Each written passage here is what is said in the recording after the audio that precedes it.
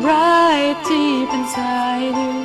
When will you ever let it shine from within and cast all of your fears aside? You'll see the light until that day comes. Hello and welcome back to Kingdom Reviews. I'm your host, Future Keybearer. Well, we've had a blast with this adventure, but now it's time for my final thoughts. Story. So, this was the first game in the series to do a more complex story. For better or worse. This time, instead of dealing with a general encroaching evil, the majority of the plot was driven by actively trying to stop the villains. On the plus side, it means there is a very clear goal other than just find our friends. Although that's still an aspect. However, it does make the instances where Sora, Dong, and Goofy are just sort of hanging around in any given world kinda awkward. Stuff like the beginning of Atlantica or the end of Timeless River when they should be getting back to business. And speaking of that business, the villain's motivation was actually pretty interesting. The organization didn't do the things they did out of a desire to seize control or anything, they just wanted hearts so they could be proper people. Now, spoiler warning, I know that KH3D kinda retconned that motivation, but while that might not have been Xemnas' true desire, most of the rest of the organization sincerely believed in that.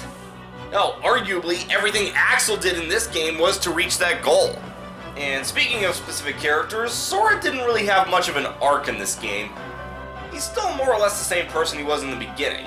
Now, I would argue that Sora is strong enough a character that I still like him despite that. I don't really think he needs to change as a thing. Riku, on the other hand, continues his arc from Chain of Memories. If you'll recall, his story in that game was all about overcoming the aspects of himself that led to his downfall in the first game. Now he's doing everything in his power to atone for the things he did, regardless of whether or not the people he wronged thinks he needs to. And this sets up a great finisher to that arc in the future. Kairi was there.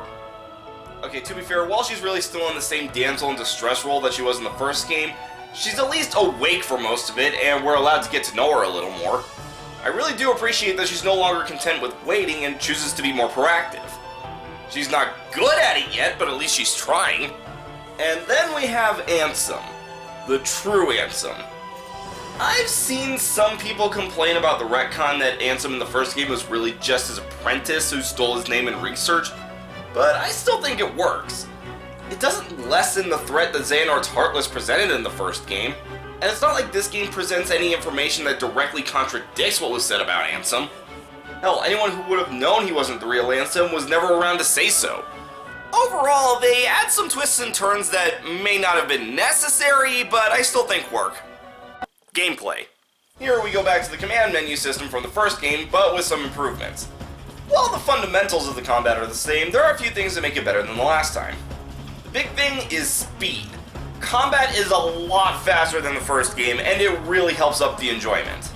As well as new abilities including drive forms, limits, and reaction commands adding to Sora's arsenal and giving more visual spectacle. The whole speed thing also helped with the minigames as well. That was the big problem with both the Gummy Ship and the 100 Acre Wood in the first game. They were too slow for me to enjoy it. So, in short, the pacing of the gameplay here was a lot better. Presentation. Not a whole lot to say on this front. There isn't really anything visually here that the first game couldn't pull off as well. To be fair, that's more of a credit to KH1 than a criticism of KH2. It's still one of the best looking games on the PS2 in my opinion. Sound design. Once again, Yoko Shimomura did a fantastic job scoring this game.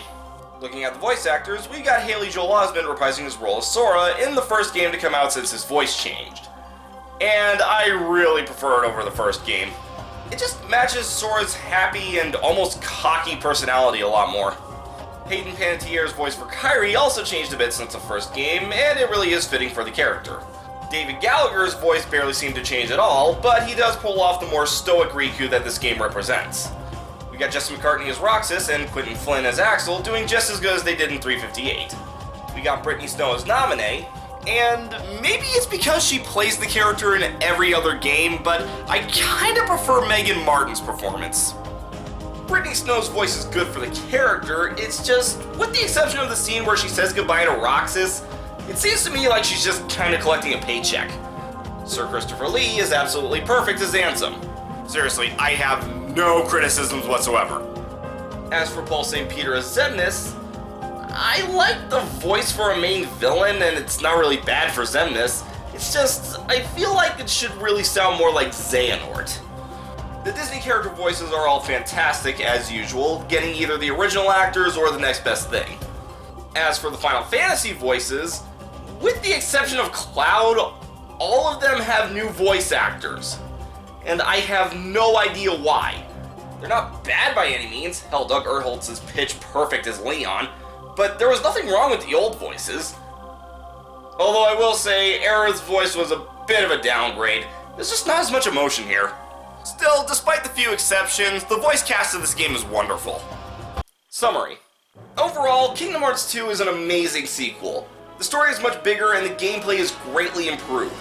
It really is everything one can hope for from a sequel and is just a damn good game in general. Well, that's it for this episode. Tune in next time for some trivia about the game.